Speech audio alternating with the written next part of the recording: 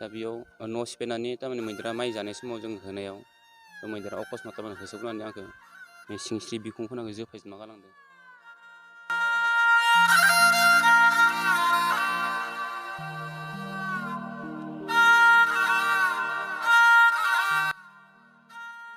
माइ जानो फैनायाव होनो थांदोंमोन, ओमफ्राय लामायाव ओंखारनायाव होसोबनानै जोग्लिजोबदों। ओमफ्राय दा सिंस्रिया बायना थाबाय, जेबो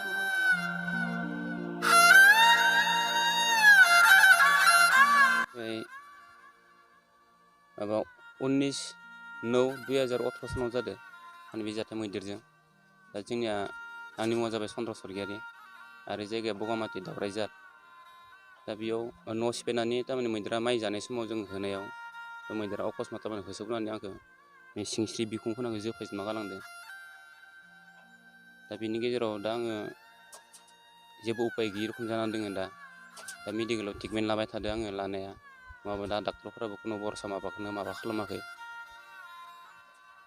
2018 सनाव जादों। दा मथा मथि आङो 3 माससो जाबाय बायदि मोनदों आङो। दाथ' 21 सान सोलिबाय। दा आङो बेसिम गोबाव थाइसे थानानैबो आङो सरकारनिफ्राय खुनु थाइसेबो आं अनुदान माबा मोनाखै आरो खुनु हेफाजाब मोनाखै। बेजों आङो MLA फोरखौबो जनायदोंमोन, MLA फोराबो खुनु गुरुत्त' लायाखै, नायफिनाखै। आरो ओरैजाय सुक्लाय सापनि GM गणेश कछारी बिथांखौबो बुंदोंमोन, बिथाङाबो खुनु गुरुत्त' लायाखै। दा ओंखायनो आं दा सानदों मा गोदान सरकार फैनाय हिसाबै दा जोंहा गोदान सरकारा माबाफोर आंनो सुबिदाफोर होगोन नामा, आं बेखौ आसा फारियो आरो दा। आं दा जेबो खामानि मावनो हाया। आं जायगायावनो खिनाय, जायगायावनो हासुनाय। दा आंनिया माबा फिसाजो ओमफ्राय हिन्जावा थायोबा इसोर माबा बोस्लायना होनो गोनां जायो आरो। जानाय लोंनाय सब एकदम जायगायावनो। दा आं जेरावबो लसर खालामनो हाया, दा जेरावबो थांनो हाया। दा आंनिया गासै 6,50,000 थांबाय दा फैसाया दासिम, जिथु बीमा घटना जानायनिफ्राय। सरकारनि अनसुंथाइ आं रावनिबो मोनाखै। माथ्र' बे फरेस्ट डिपार्टमेन्टआ आंनो 15,000ल' फैसा होदो, बिनि बाहेरा जेबो मोनाखै आङो, थाइसेबो मोनाखै।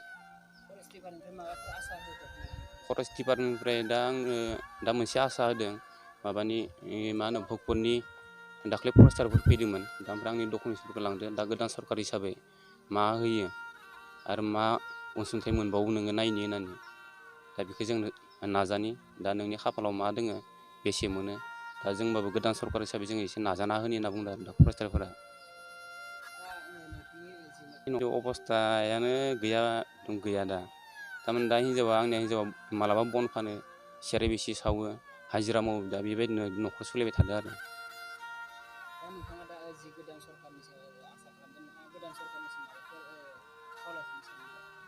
दा गोदान सरकारनियावथ' आं खावलायनो लुबैयो, दा दानि जिथु गोदान सरकार, दा बिथांमोननिफ्राय बिदि आंनि ट्रिटमेन्ट खालामनाय बा न'खरनि एसे माबाफोरखौ बिदि अनसुंथाइ बिदि होयोमोनब्ला आं गोजोननाय थागौमोन होननानै आसा फारियो आरो दा गोदान सरकारनिसिम। हाग्रानि मैदेरा न'आव माइ जानो फैनायाव होनो थांदोंमोन, ओमफ्राय लामायाव ओंखारनायाव होसोबनानै जोग्लिजोबदों। ओमफ्राय दा सिंस्रिया बायना थाबाय, जेबो मावनो हाया। बहुत खस्थ' सोलिना दङ आङो सिंनि। अमा मासे माने फिसिना फानना जायो। बोथोराव बिदिनो सेरेब सावनानै फानना जायो। उफायथ' गैया, बन लायो। खस्थ' मस्थ' सोलिना जायो आरो माने दा जेबोथ' गैखायानो न'खराव। बिदा फंबायबो हासा फाननानै ट्रिटमेन्ट खालामबाय थादों, हामगौबानो दा हामाखै। खरसाथ' बहुद थांबाय, रावबो मिथिया, जोंसो मिथियो दा। आरो मा खालामनो उपाय गैया। सरकारनिफ्रायथ' जेबो सुबिदा मोनाखै दासिमबो। बेखौनो होयोमोन, दा मोनाखै। थाबाया नङा थाबायदोंमोन सिगांबो, ओमफ्राय जेबोथ' मोनफेराखै मोननायालाय। जागोन होनना बुङो, जेबो मोना। खबर लाग्राबो गैयाना। बिदिनो खस्थ' मस्थ' बन सन फाननाबाबो जानांसिगोन। सेरेब सावनानैबाबो एसे एनै खरसा खालामनानै न'खरखौ सालायना दोङो। फिसाला खायसेया प्राइभेटाव फरायदोंमोन, हायिनि आं सरकारि स्कुलाव होबाय। आरो खस्थ' मस्थ' सोलिनानै थादों। ओमफ्राय देग्लाय मालाया गायना लानायखाय हा फाननायखौनो गायना लादो आरो।